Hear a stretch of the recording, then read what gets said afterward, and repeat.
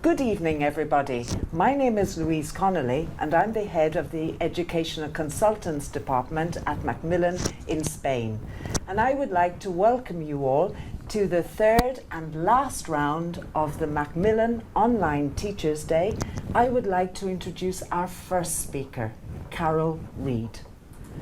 Most of you will know that Carol is a very, very much loved, very popular author of primary courses such as Tiger, which is such a popular course in Spain, and also of methodology courses for teachers such as 500 activities in the primary classroom.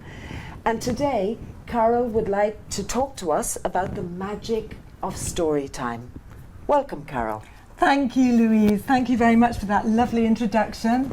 And it's wonderful for me to be here to spend the next half an hour with you talking about one of my favourite areas of English language teaching for children, and one that I believe can help us produce the most effective and successful results. And the magic for me of storytelling lies in the fact that stories provide shared context for natural language development and a way to engage our students' hearts and minds over issues that are relevant, real, and important for them. And in our everyday lives, we're always telling each other stories, as this quote from Jerome Bruner shows. And I think when Louise and I saw each other this afternoon, we were immediately telling each other stories about the weekend we'd had, how we'd got back home, and so on. And Jerome Bruner talks about how important it is to nourish children's imagination, to develop in them a narrative sensibility so that they too can develop their own identities and become capable of telling their own stories themselves. And in this next quote here by Alistair MacIntyre, which is one that I love, deprive children of stories and you leave them unscripted. What Alistair MacIntyre is getting at here is that if we don't expose our children to stories, we actually impoverish them in learning how to construct their own identity and tell stories in their own lives. And I think although Jerome Bruner and Alistair MacIntyre are talking about children's development in their first language or their mother tongue, we can see that the same thing is very often true in our foreign language classes with children. And so moving straight on to my first question to all of you out there, because I'm sure that many of you agree with this passionately, otherwise you wouldn't be here this afternoon. Why do we use stories in our lessons with children? Would you like to have your say and tell us some of the reasons? Great. So as I said at the beginning, this question will appear on your screen now. So we'll give you a couple of seconds to write a short answer. You don't have to write complete sentences, just keywords to answer the question. And it will be lovely to see some of your ideas. Exactly.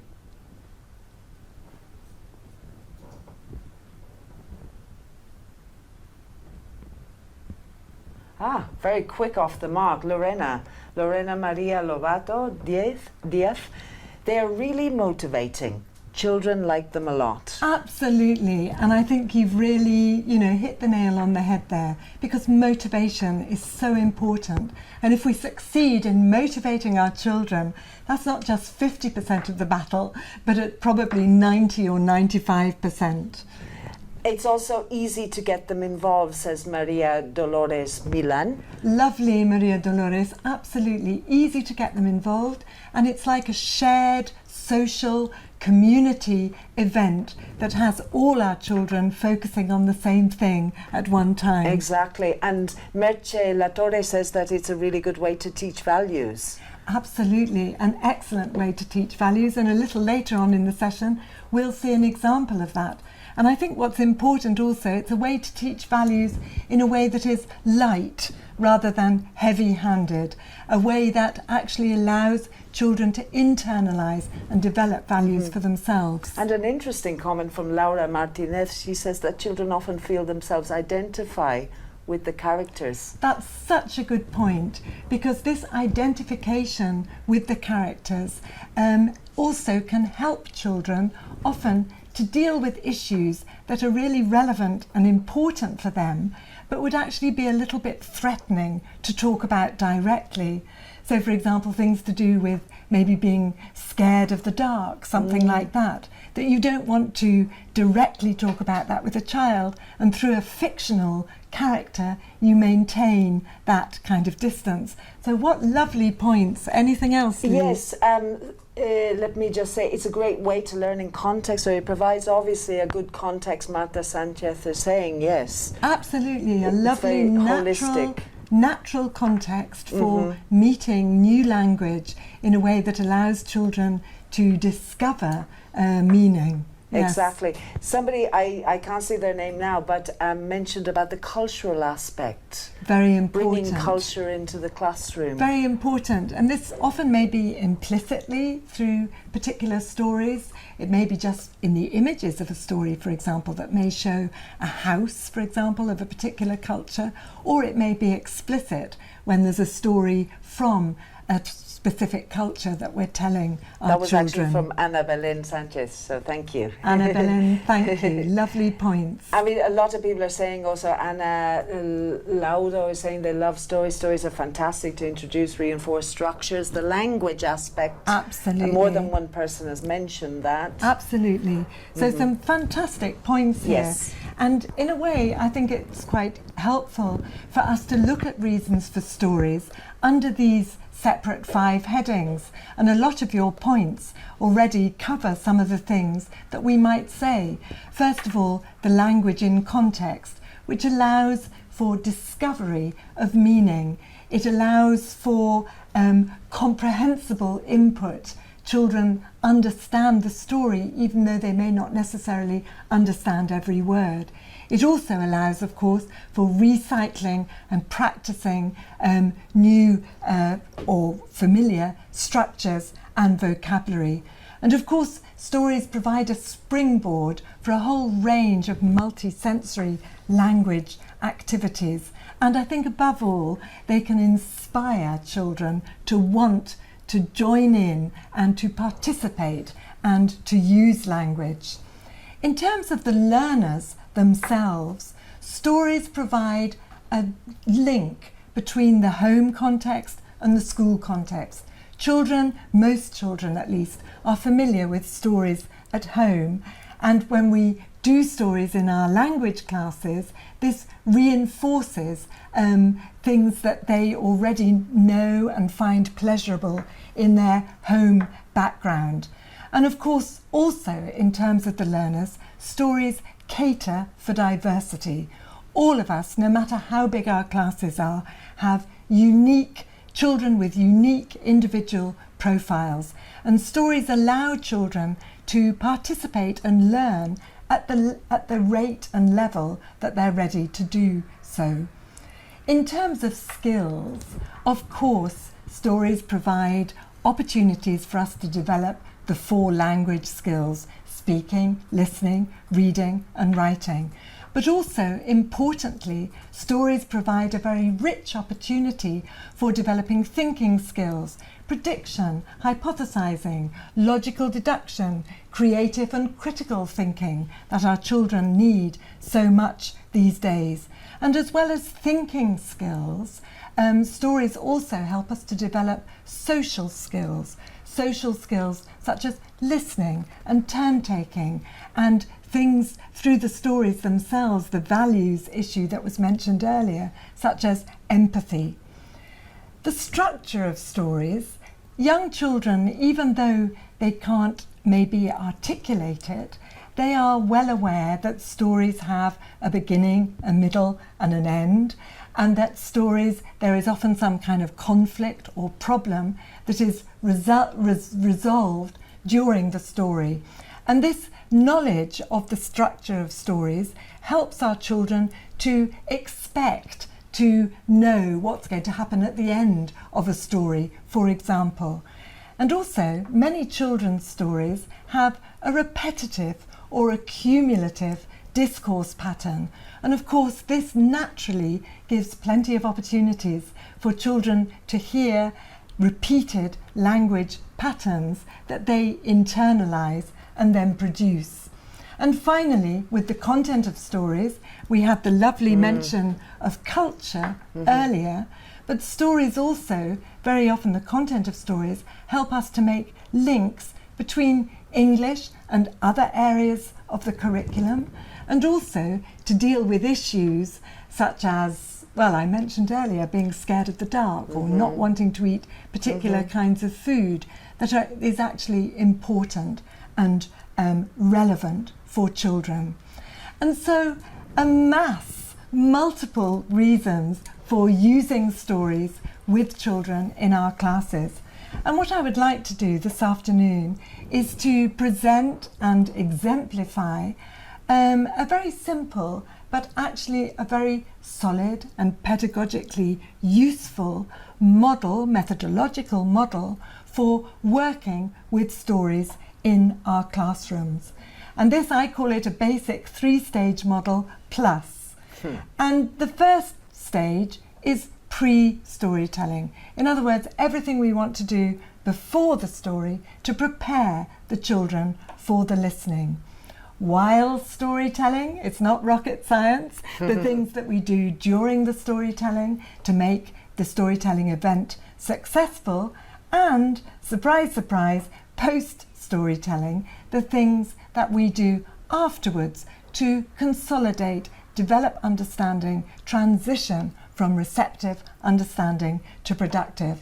And my plus here, particularly thinking of our younger children, is to do with the home-school links.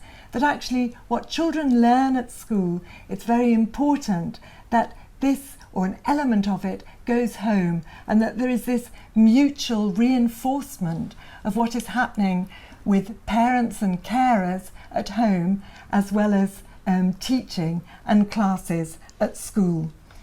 So what I would like to do now is to actually have a look at how the model might work in practice. And I've chosen to use with you this afternoon a story from the materials that I've done recently with Mark Ormerod, New Tiger. But I would like to say straight away that you don't have to use this story. This is an example. So the model and the ideas of things you can do can be applied to other stories. You may be using class readers, for example, or picture books. So this is just an example. So let's have a look then, first of all, before the story. And before the story, very often it's appropriate to introduce some of our key vocabulary that is going to be activated during the story, and to do different kinds of flashcard games and activities for children to have a receptive understanding of that vocabulary and also begin to produce it. And we may use digital flashcards, as you can see on the screen now, or we may use traditional flashcards. And in fact, I think it's very useful to alternate what we use, because we provide variety and balance like that. Exactly. So we could use these traditional ones and do all kinds of different activities. For an example, one that I'm sure many of you will know, which is called What's Missing, where we display 6 to 8 flashcards. We ask the children to close their eyes, we remove one flashcard, and the children guess what's missing. And I'd like to ask you now, for your next Have Your Say opportunity, what ideas for flashcard activities or games to practice vocabulary do you use? I'm sure you've all got lots of ideas, and it would be lovely to share some of them. So you'll see the question on your screen now. Exactly, and we'll give you a couple of seconds to write in just again short answers. I'm thinking of one. Can I say one? You're allowed to say one, yes, Louise. No, I have a favourite one, which is this with the SWAT. Oh, lovely! I love with the but fly you have SWAT. to be careful that it doesn't get out of hand. Health and safety. And health and safety, exactly. But it does work very well. Let's see now. Just give people a minute or two.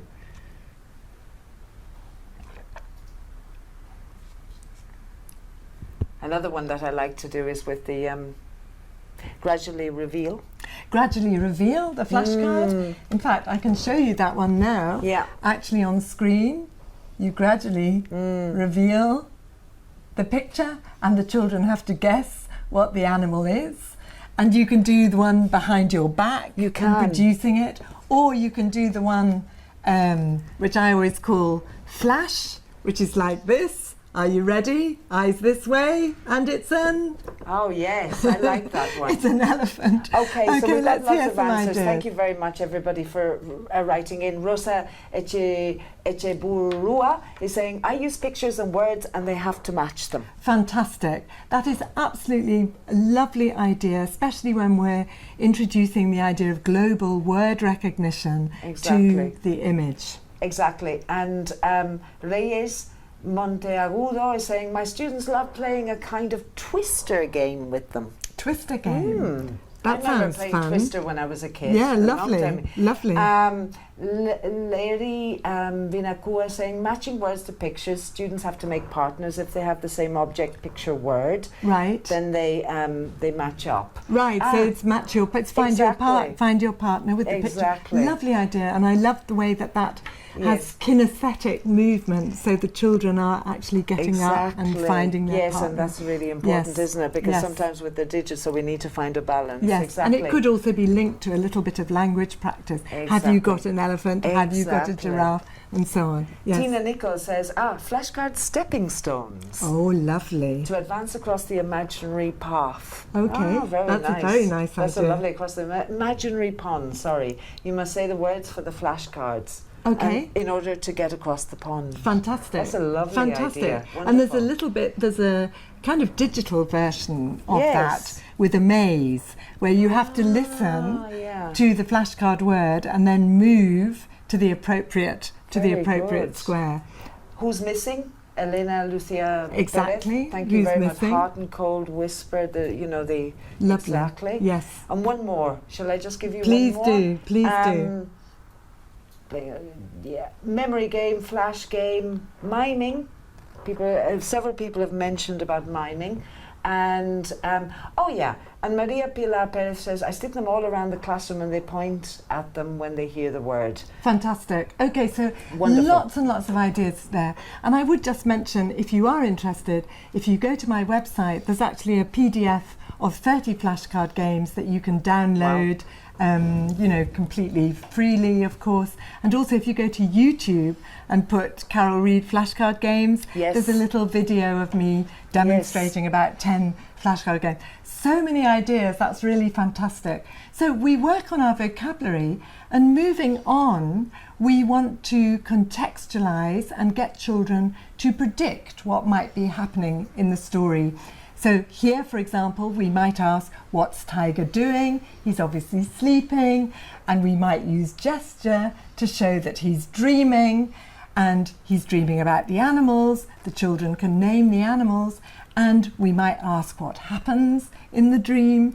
And children often come up with very, very creative ideas, like it's Tiger's birthday party, or, one of the friends is lost, something like that. Lovely. Okay, so actually moving on to the story, so we get this contextualization and prediction, which is to get the children kind of hooked and engaged with the story, and we then give a focus for initial listening to the story. So we're going to ask them, in this case, what's Tiger's problem? Which animal helps Tiger? And again, we'll get the children's ideas in their own language maybe, and we would recast in English, but we need this focus to listen to the story.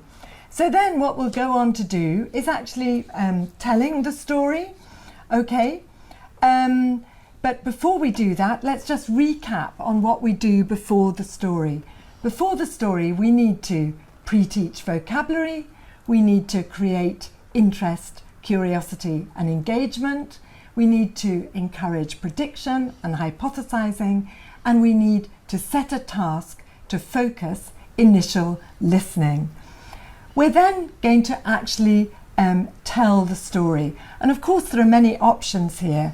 We may have the books closed with the initial task that we just saw. We may tell the story ourselves or use the audio.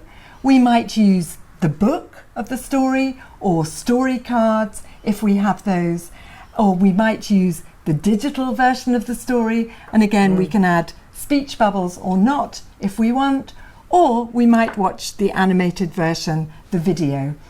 I tend to tell the story myself in the first instance, but there are no correct answers to this. But what I would like to do, I will tell you the story very rapidly now. I won't stop to ask you questions, to interact, because obviously you're not actually in the room with me. But what I would like to ask you to think about is what makes this a good story to use with young children. So the story goes like this. Tiger is sleeping. He's dreaming. He's got a sore paw. Ow, I've got a sore paw.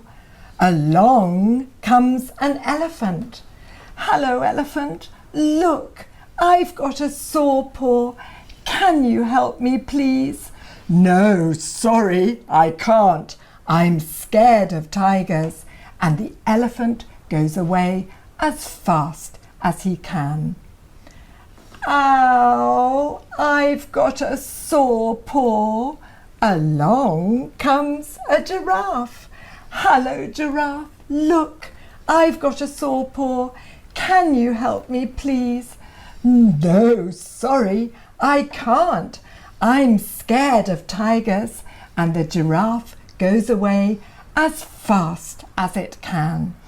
And so on with the snake and with the monkey. And then I pause and I ask the children, who can help Tiger? And they guess which animal. And then we move into the last bit of the story when the mouse comes along. Ow, I've got a sore paw. Along comes a little mouse. Can you help me, please? Yes, of course I can. Oh dear, you've got a thorn in your paw. The mouse pulls and pulls, and the thorn comes out. Oh, my paw is better now. Thank you, Mouse. You're welcome. The mouse looks at Tiger. Can you help me now, please, Tiger? I'm a long way from home and I can't cross the river. Yes, of course I can, Mouse. Jump on my back. I can take you home. The little mouse jumps on Tiger's back. The elephant, the giraffe, the snake and the monkey are very surprised. Look, the little mouse isn't scared of Tiger. The little mouse and Tiger are friends. Amazing! Okay, so that's the end of our story.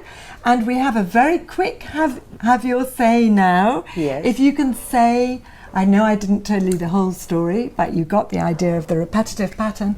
What makes this story a good story to use with children? Okay. And now we'll see, we'll just give you 5-10 seconds to write in. I know you're very quick off the mark. No sooner have I finished the instructions and I've got answers coming in. Fantastic. Okay. Fantastic. Oh, thank you. Clara, Maria Clara Camps, use of different voices for the characters. Absolutely. Characterization with your voice, with your facial expression, your gesture, using your body to tell the story. Absolutely. See? Oh, they're all coming in quickly. Thank you. Ana Maria Perez, modelling the voice is really important. Lovely. Very good point. Let me just go down a little bit. Oh, yeah. Repetitive structure, very important, Absolutely. isn't it? This repetitive language pattern. So can you help me please? And that's going to be the target language that we actually work on. So fantastic. Thank you. There's some very key reasons there. And of course, we're not just going to tell the story once. We're going to give children opportunity to listen to it many times and increase their participation each time.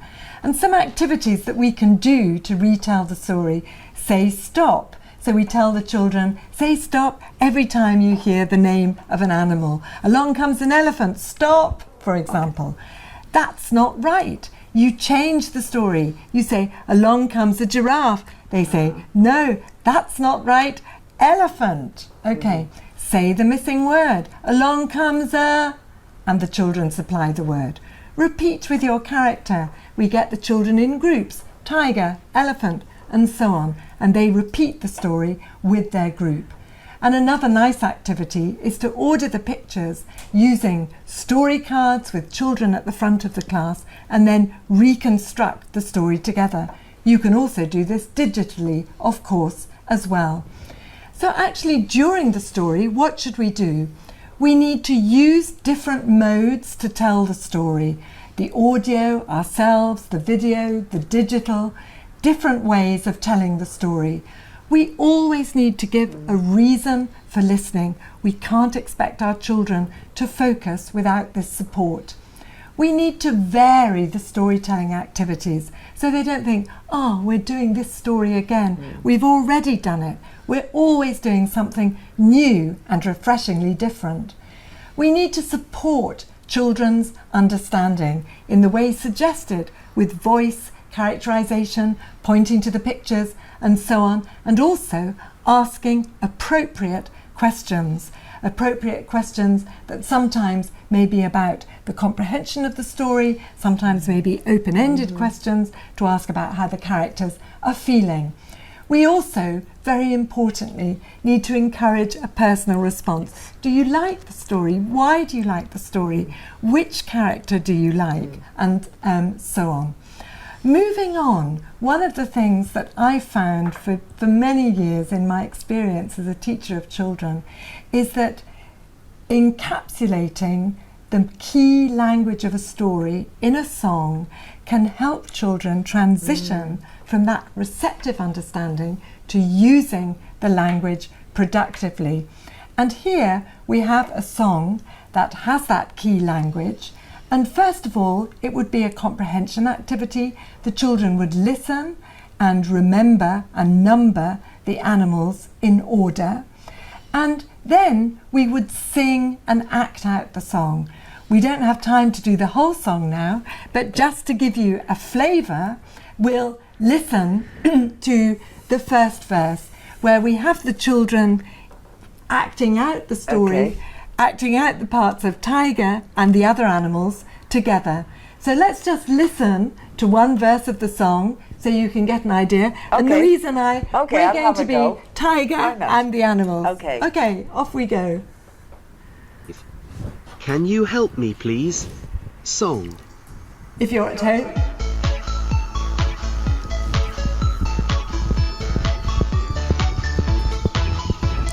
Can you help me, please? I've got a sore paw today. No, sorry I can't, I'm scared. And the elephant goes away.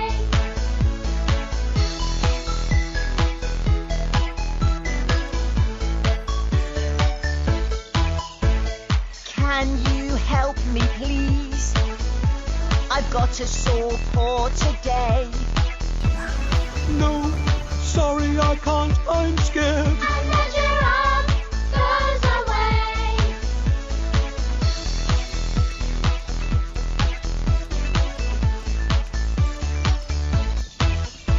Okay, that's enough. enough for you to get the idea of that song and actually how that facilitates moving the children on to acting out the stories themselves with a very simple cutout.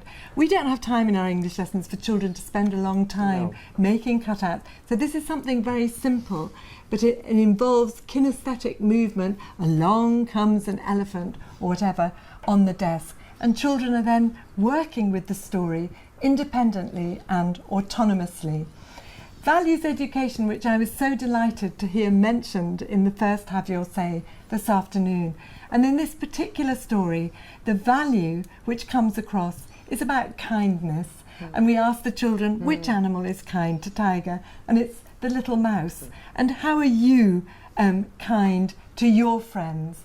And a lovely thing to do with this, if you can ask the parents of your children to send the children in with a plaster, and they can put their plaster wherever they like, on their nose, on their hand, and then we act out this little role play. So I'm going to be A and you can be B. So, hello Louise, I've got a sore nose. Oh dear, poor you. Can you help me, please? Yes, of course, I can help you. Oh, thank you, Louise. You're very kind.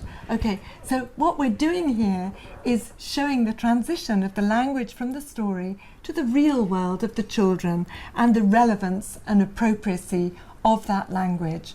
Similarly, with classroom language, can you help me, please, is very useful classroom language.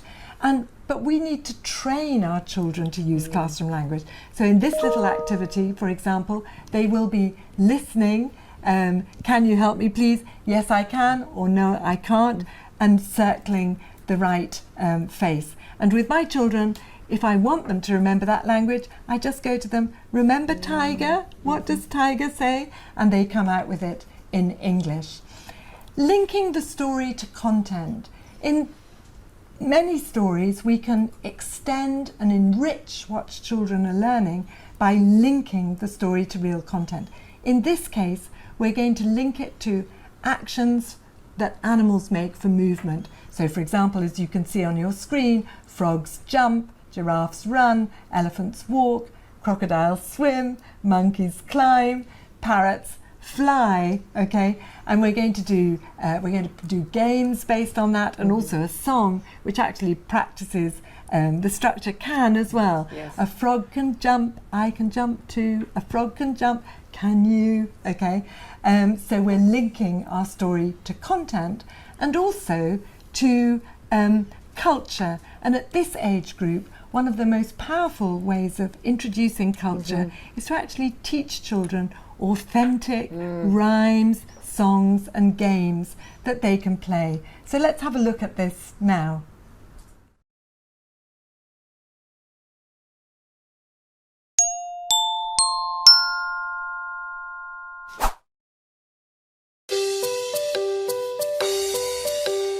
Eeny, meeny, miny, moe.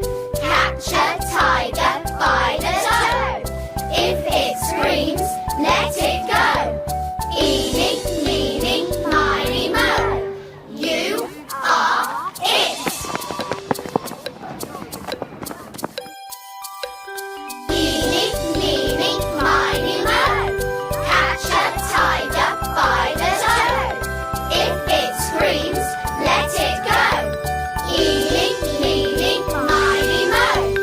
You are it.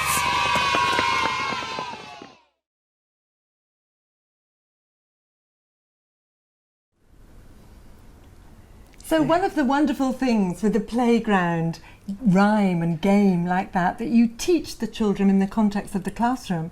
And when they go to the playground, if any of you ever see your children playing this game spontaneously, will you please get out your phone and make a little video and write and tell me about it? Because this to me is kind of proof of the pudding of our teaching, when children take what we teach them in the classroom, internalise it and make it their own.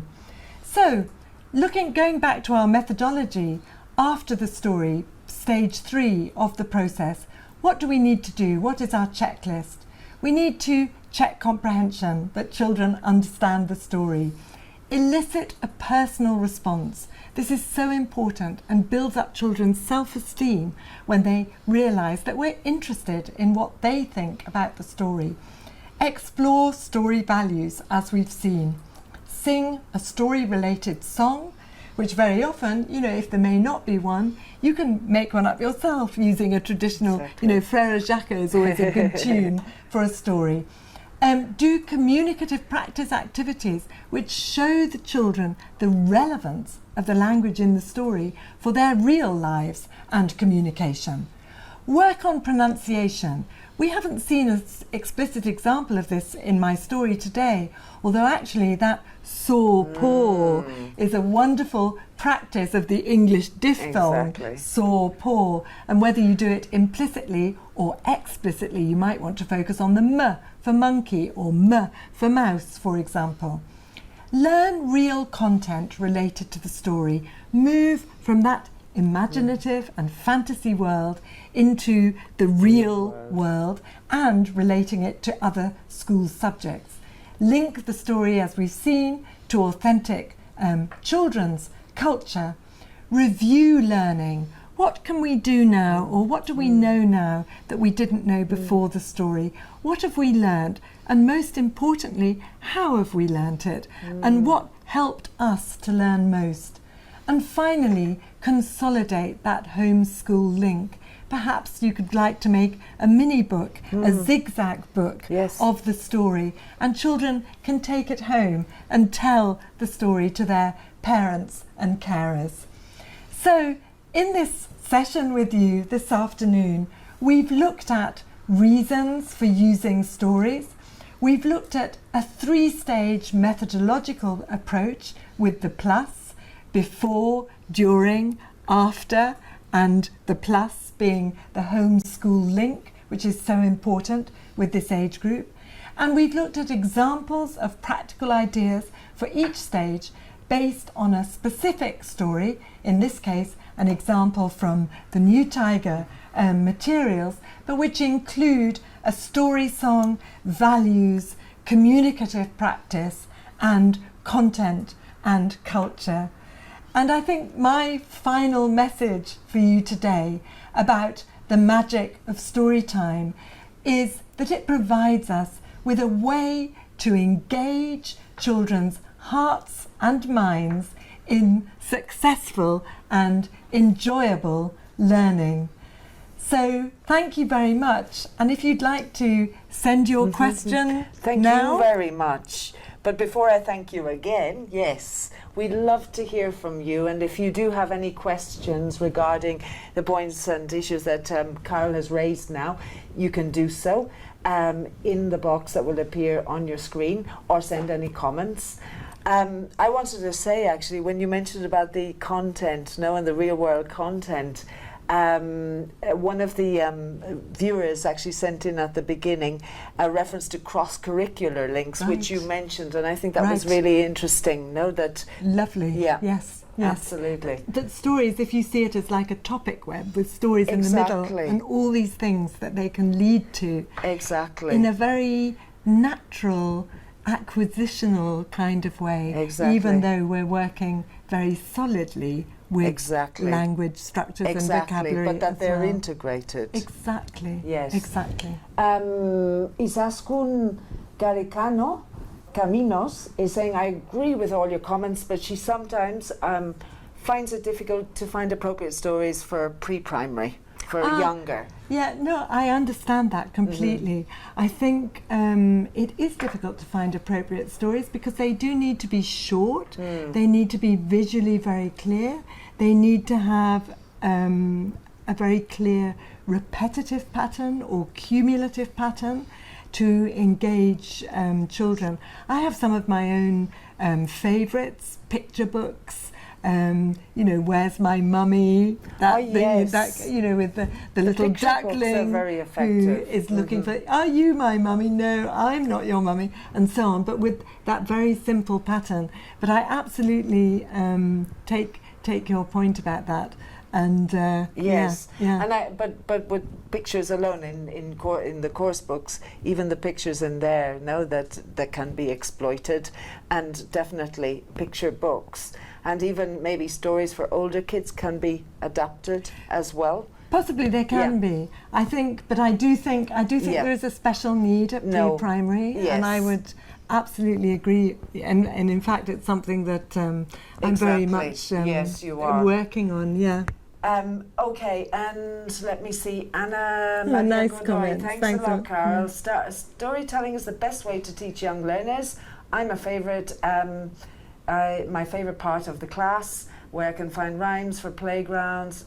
Thank you. Yes, she's saying thank you for the reference to the playground games. Right. And there are lots of examples of playground songs and rhymes and games in my 500 activities book. Which I mentioned at the beginning. Yes, absolutely. It's a really complete methodology book, which I refer to a lot as well. Anna Belen Sanchez, I just want to say thanks, Carol. Her experiences and knowledge have helped me a lot today. I'm so glad. That makes me really happy.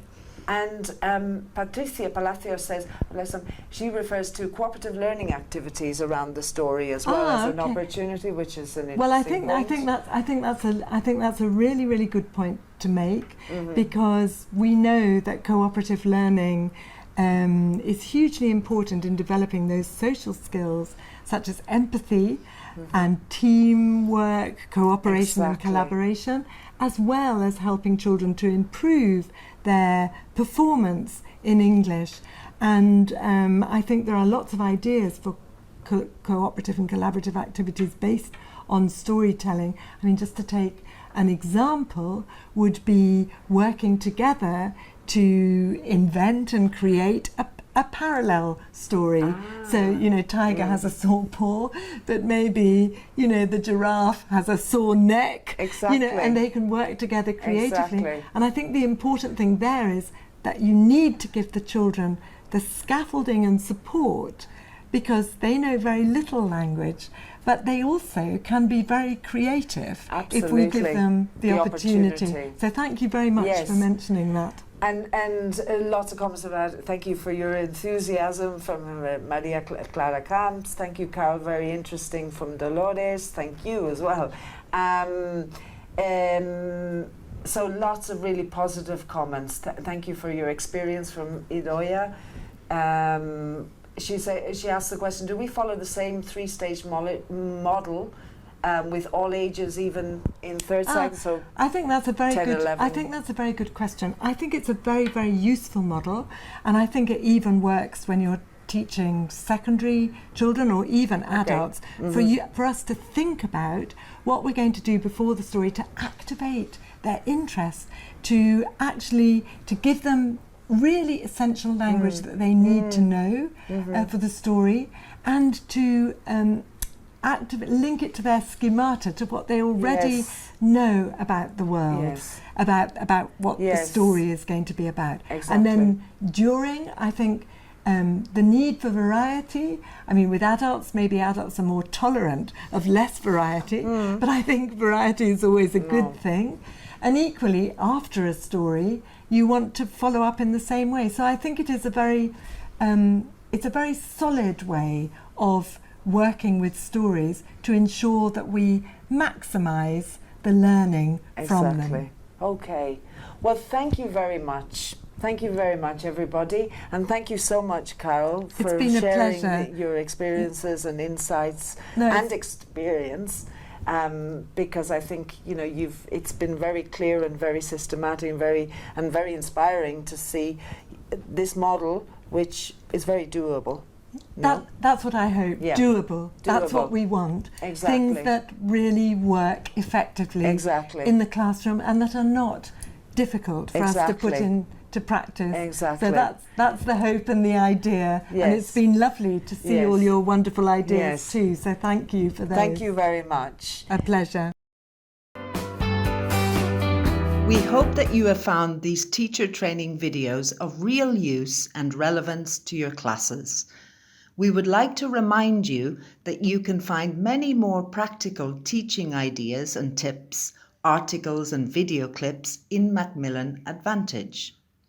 Don't miss this opportunity to continue your professional development.